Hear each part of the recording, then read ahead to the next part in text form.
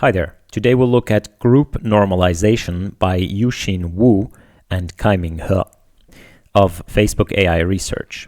So this paper is basically an engineering paper about a new normalization technique called Group Normalization. So what's the issue here? The issue is that pretty much throughout neural network learning, we're using this technique called Batch Normalization. Now, batch normalization is a pretty reasonable thing and it works very, very well. So what's the idea behind batch normalization? The idea is if you have data points for machine learning methods and your data is in a 2D coordinate system somewhere down here, right? And you're trying to separate that from the dots, which are here. It is often very beneficial to shift that distribution before you do anything. You want to shift it to the middle of basically want to center it, first of all, such that the origin point is in the middle of the data. And then sometimes you also want to do what's called normalize it. And by normalizing, we mean you want to kind of rescale the axis such that things are more or less sort of like Gaussians. So if you look at this distribution, first is the centering, and then second is what is called a normalization. And usually we know that any sort of machine learning methods work better if you do that, and that's mostly in classic machine learning methods with conditioning numbers of the data being better and so on. But if you just want to learn, let's say, a linear classifier, you can see here, you can even save one parameter because you can make it just go through the origin. And that's true in general. So if we draw this in 1D, you'd have a distribution that maybe is very peaky right here. You first center it to the middle of the coordinate system. And sorry, that's not really centered. And then you would divide it by its standard deviation such that after it is a unit standard deviation Gaussian, so a normal distribution. The closer your data seems to be to a multivariate normal distribution, the better these machine learning methods work, especially if you look at how signal in deep network is propagating through the layers. So the idea is if it's good for the general machine learning method that the input has a multivariate normal distribution or is normalized, then it's probably good that the input to each layer is normalized. So when you look at how signal features are in between layers, so this is, for example, the conv53. This is a layer somewhere in the middle of a convolutional neural network. And if you look at the spread of how feature signals are throughout training, you'll see that the more training progresses, the larger the kind of spread of features is. So you might get really large numbers or really large negative numbers or maybe really small numbers in your neural networks. And it would be better if you had a layer and the input, you've normalized it, right? And the output then is again a distribution, but it's maybe shifted. That you would first transform that back into a normal distribution before you put it through the next layer. So what batch norm does is at each layer, before each layer, it will do a normalization procedure on the data before giving it to the next layer. And you can do basically backprop through that. It's also common to learn bias and variance parameter to add after that. But the important thing is that after each layer, the data is normalized such that it is kind of in the most comfortable regime. What's the problem? The problem with this is that you actually need the distribution, right? If you want to center this data up here, you need to know what the data is. So you need to know the entire data. If I want to figure out what is the mean of this distribution, I need all of the data points to decide here's the mean. I need to shift that up to here. If I just have a mini batch like we usually do in machine learning, so if I just have this or this and this and this point, I just have 4 points, I can't determine the mean. But what I can do is I can sort of guess the mean from the 4 points, right? So my guesstimation of the mean would be somewhere here, and that would be usually close enough. And you can also see that the larger your batch is, if you sample at random, the more accurate your mean estimation is going to be. So people have been training neural networks with large batch sizes for basically batch sizes have gotten larger and larger in the last year, so that has not been a problem. But what people are doing now is they are doing distributed machine learning, where you do have your data set and you draw a batch, and the batch might be large. So this might be, I don't know, 1 million images. This might still be 4,000 images in your batch. But what they'll do, especially with things like TPUs, is they'll distribute that across many, many, many machines into batches of sometimes as small as 8 samples per unit. And if this is not images, but maybe something longer, like a sequence of text, or if this is a sequence of speech or something like this, you can sometimes even go down to 2 or 1 samples per unit of computation. And of course, you can't do batch normalization. You can't calculate the mean of one sample. It's just going to be that one sample itself. So either you have 2 options. If you're in small batch sizes, let's say 2, either you take the hit and have your very bad estimate of the mean from just 2 samples or 8 samples, or after each layer you basically do a synchronization step such that everyone communicates to everyone else their statistics, and you can basically aggregate the statistics across the batch. Both are not cool. Usually these frameworks, they don't do this synchronization because it's just too slow. So they'll go with the bad statistics. And you can see this right here in this graph. They have the ImageNet classification error versus batch sizes. So this is a ResNet 50 model trained on the ImageNet dataset using 8 workers, so 8 GPUs. And if they do 32 images per, now just look at the blue line here. If they do 32 images per worker, so it's 8 workers, it's 8 times 32, that's the batch size. That is a large number, 256, maybe. Yeah. All right. So if they do that, then you can see the error is on a state of the art for a ResNet 50.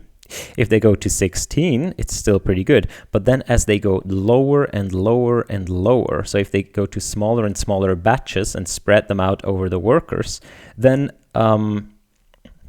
the error starts going up. And this is because the batch norm statistics get worse and worse. So the goal of this paper is to find this group norm thing here. The group norm, this paper claims, is another normalization technique that pretty much does the same thing, this centering and the normalization, the scaling, but it does it without relying on the batch statistics. It basically does it within a data point. And that means that the performance, even though it's a bit smaller at the beginning for this particular example, will stay constant with even in small batch size regimes. So this is potentially applicable, as I said, to things where you have to go to like 2 or 1 sample per worker because it's just the data points, the single data points are just too large. So if you maybe want to train something like BERT on a GPU. So what is group normalization? Group normalization, as I said, works within a sample. Now, there have been other methods that work within a sample instead of across the batch. And they tend to not work as well as batch norm. Now, this paper here claims that group norm works on par with batch norm for large batch sizes and better than on small batch sizes. So here they have a schematic of what's happening. In batch norm, as you can see here, you have this cube. Now this cube here, n, means the batch size. So these are the data points in your mini batch. This is the thing that is going to get small if you don't have enough memory. Then C would be your channels. So we are talking about convolutional neural networks here, but this is generalizable to other neural networks. The channels are going to be the independent feature maps that you're going to have. So in a convolutional neural network, usually each layer has these things called kernels, and there might be 3 by 3 matrices like this. And if you have an image, the kernel will be slided. This thing right here will be maybe here, will be slided across the image, or slid. Is it slid? Okay, will be slid across the image, and then the numbers in here will be convolved with the pixels, and that will give you the next layer's representation. So whatever the convolution operation is, and you'll slide that over, and that sliding over will give you the values in the next layer. Now you not only have one kernel, but you actually have many kernels. Sorry about this. Let's draw that. So you have more and more kernels. Zip. You have a whole stack of kernels, and how many kernels you have, those are the different kernels are also called your different channels. Now, the kernels refer to the weights and the channels refer to the image, but the ith kernel is going to be convolving the ith channel of the image. So at the beginning, the input image has 3 channels, because red, green, and blue. But then the intermediate images can have more channels as you basically as many as you have kernels in the layer right before. Okay, and the H and the W means the height and width of the image. So combined. So the image is kind of unrolled across the height or the width in this direction. So what does batch norm do? Batch norm takes, as you can see here, one channel, and it takes one channel. So maybe this image, this is one channel. Let's just say this is the red channel because I've drawn it in red. It takes that and it calculates the mean 1 over and the standard deviation of that. It calculates those two statistics, and it uses that to do this centering and scaling operation. So all of these methods are going to calculate the mean and the variance and then do the same scaling transformation. The question is just how do you calculate the mean? Batch norm does this across the data points. So it looks at a single feature at a single channel, and it asks, what's the mean across all the data points? What are the data statistics of this channel? And what's the mean and standard deviation? Now, actually, batch norm, I didn't even know that in convolutional layer this works like this. You can also imagine batch norm of really just taking one single feature, and that means of really just taking one of these things right here. So if this goes to the back, and normalizing across that. The important part is that it is in fact normalizing across the data points. So it looks at your batch, looks at the mean and the variance in that batch, and it normalizes by that. I think convolutional layers make sense because you have this invariance in height and width, and therefore, yeah, so that makes sense. But in a fully connected layer, you'd simply you look at one feature at a time. Layer norm is different. Layer norm has basically been proposed as an alternative to batch norm with the same reasoning that this paper has. So layer norm, as you can see here, it does each data point individually. So here we only have one data point that is normalized by itself. So you do this for each data point independently, and therefore it's not dependent on the batch size anymore. But what you'll do is you'll look across all of the channels right here. So all of the channels and all of the width and height. So this entire thing here, this entire thing is basically one channel, right? And then the next channel is here of the image, and the next, no, that's the next image. Well, that is a bad drawing because the image is unrolled. In any case, what you'll do is you'll look at, so if you have a filter bank like this, you have an image, and the image is composed of multiple channels, right? This is the red, and then you'll have the green, right? This is in the green, and then you'll have the blue channel. And what you'll do is simply you'll calculate the mean across all of the pixels and across all of the channels. You just take this whole NumPy array and you just say dot mean, and that gives you one number. And it's just whatever that number is, you subtract it, and then you say standard deviation and you divide by that. That's layer norm. So an entire layers representation of one image is just normalized to the mean. Now this seems a bit drastic, and that's why instance norm did the exact opposite. They said, wait a minute, instead of normalizing across all of the features, right, we'll go back and do what batch norm does. Batch norm looks at each feature individually. So basically it looks at all of these different axes in the data distribution. It looks at them differently. So if one axis is scaled very widely, we want to normalize that differently than the other axis that is just scaled very shortly. And that's why we'll look at each feature individually like batch norm, but also we only look at one data point at a time. Now, as you can imagine, this doesn't work anymore in a fully connected network. This basically works in a convolutional network where you have a feature map, a channel. So you look at one individual channel and one data point. So that means here you would normalize the red channel individually, you would normalize the green channel individually, and you normalize the blue channel individually.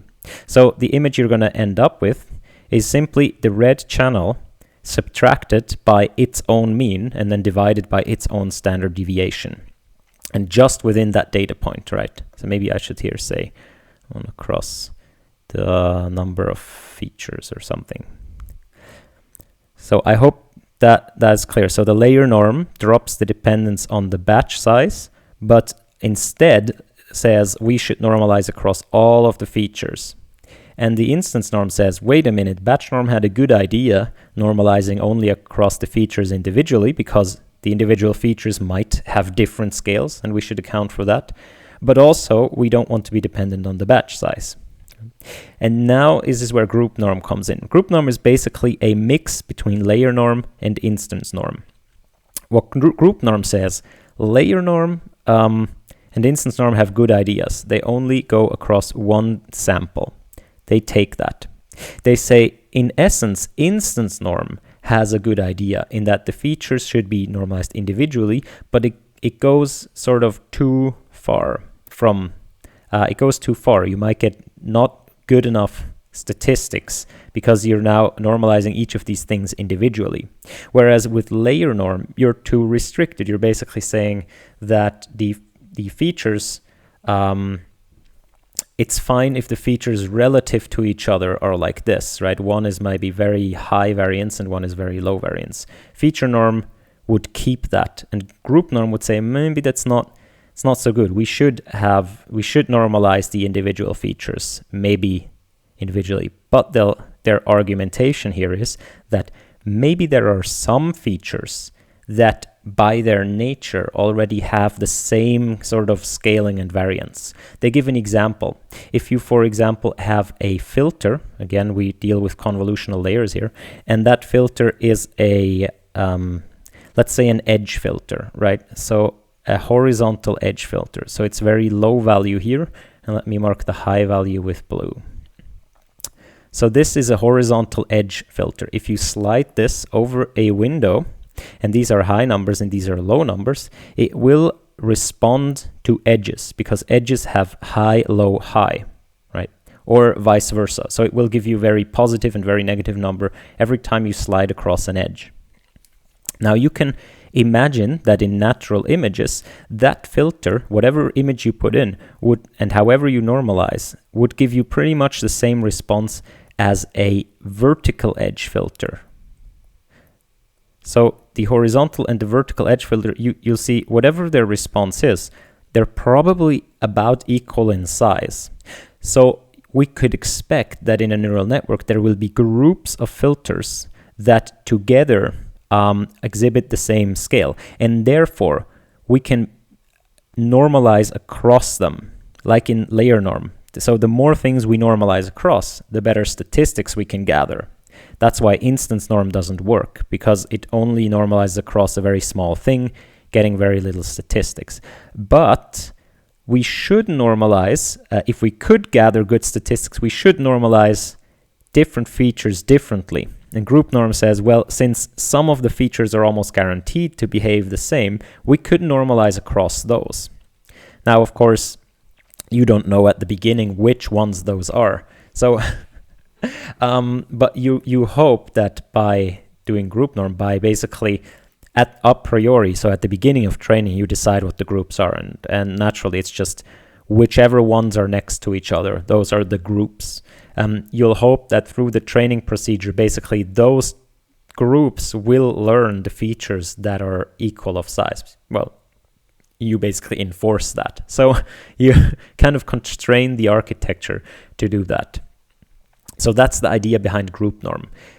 You basically build these groups of channels, and then you normalize across those, across the groups of, within the groups of channels, across the entire height and width, only in a single data point. And therefore, you gain the advantage of layer norm, of normalizing within a single data point.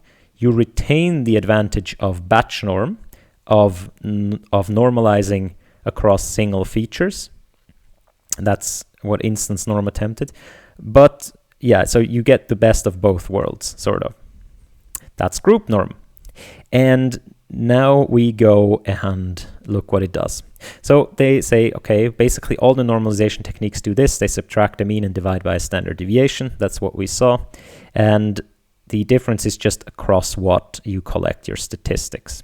So the group norm is the following code in TensorFlow. As you can see, you simply reshape your data and basically you expand this part right here where you put the extra. So this is C. This entire thing used to be C, and you divide it into group and index within group. And then you just normalize across that and reshape to the original dimension again. And the cool thing is, in batch norm, you have to keep track of these running means, because at test time you sort of don't want the batch statistic to influence anything. You don't have that here. You can just backpropagate through this operation, and you don't need to keep these running averages going, and you always care, am I in test or am I in train mode right now? You just do this operation is per data point. So it's just part of your model, right? And they do an experiment where they have 32 images per GPU, so it's reasonably sized, and they can basically show that the group norm and the batch norm, they compare in their performance. Now, I usually don't believe the experiments that you see in single papers, but I think this has been replicated a couple of times now. You see, this is the train error where group norm even behaves a bit better, and then in the validation error it behaves a bit worse, but one could say it is kind of more closely together than the other methods are to the group norm or to each other, these instance norm and layer norm. So at least it's better than instance norm and layer norm. And then once you go into the smaller batch size regime, of course, that's where the group norm starts to shine. So if you go from the 32 images per GPU, which is this low black curve here, all the way to 2 images per GPU, and I believe they could even do 1 image per GPU with group norm, but of course you can't do that with batch norm because you need batch statistics.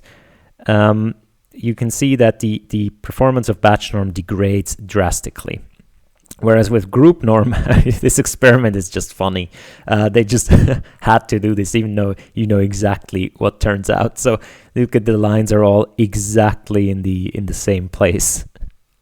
I mean, come on, like you're just having time to. Probably one of the reviewers was like, "But did you really do the experiment?" They had to put it in.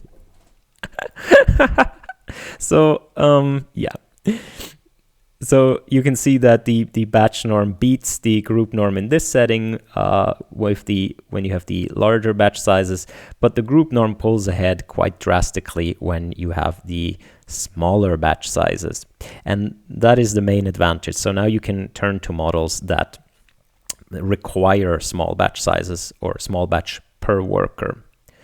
And generally, it's a pain in the ass to just keep track of those statistics for test time. They do verify, which I find pretty cool, that this phenomenon of the responses going apart during training in the internal feature maps, batch norm counteracts that. So with batch norm, you'll get actually a convergence of responses during training. So the more you train, the more normalized basically your internal features will be, and they show that this is exactly the same with group norm. So group norm is, as it seems, it is a replacement. It's not an addition. It doesn't, the gains don't come from a different place. It seems to be a substitute for batch norm, though they don't have an experiment where they do both, I believe. Maybe I'm wrong, actually. Maybe they do. But yeah, it seems like you just kind of have to bring some calmness and some standardization into your signal. And how exactly you do that doesn't seem that important, as long as you do it with some precision and some real overall statistics. Yeah. What I don't like about this is now you have, of course, a new hyperparameter, which is this number of groups, right? So that seems rather annoying, and the gains like this usually come from the introductions of new hyperparameters, and that just it's not that ideal for a method to introduce a new hyperparameter. At least layer norm and instance norm didn't. And now, as you can see, the number of groups is not super influential, but does have a bit of an influence on the performance. So if you go number of groups, or here number of channels per group, of course these two numbers are inversely related. The more groups you have, the less number of channels per group you have. If you go to one extreme, you will get to the layer norm, basically. So the layer norm is an extreme case of group norm, where you just have one group. All the channels are in the same group. Then the performance, as you can see here, is quite a bit worse. If you go to the other extreme, where every channel is its own group, that's equivalent to instance norm, again, the performance is quite bad. And somewhere in the middle, here with 32 groups, seems to be a good sweet spot. So I don't like the hyperparameter. Seems to be somewhat of a thing where you really have to hit a good value. And I guess we'll see over time if that value is always going to be about the same, like the beta 2 of Adam. It's always like people never change it from 0.999 because it just tends to work, or whether that's really going to be another hyperparameter to fit. That seems to be annoying. They do a bunch of ablation studies and tests on, as we said, for example, object detection and segmentation. So models where you must go almost to small batch sizes just because. So video classification. So if you want to classify an entire video, that's a lot of data, right? And you almost have to go small batch sizes for that. They do a lot of experiments, and generally, as I said, I believe these results for group norm have been replicated and across the community a bunch of times now. And I would definitely consider group norm if you are thinking of especially a distributed machine learning project. All right, with that, I hope you enjoyed this paper. I've been talking for way too long now. I wish you a nice day. If you haven't already, please subscribe, like, share, comment, or whatever you feel like doing. Bye-bye.